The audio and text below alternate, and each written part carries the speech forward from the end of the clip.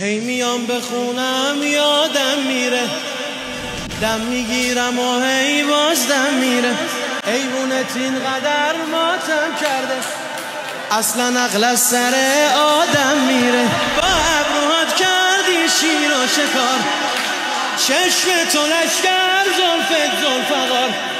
وقتی بی نقاب میرفتی جلو، وحشت میکردن میرفتن که اسدالله من بی همتای معرکه، پدر آدم و استاد ملائکه.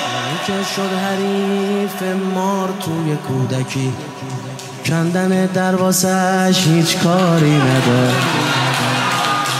رزاق علی قطعا میرسه، خرجه عالم از دخل نجف. اصلا عجیبه من موندم چرا میروید انگور از نخل نجف، میروید انگور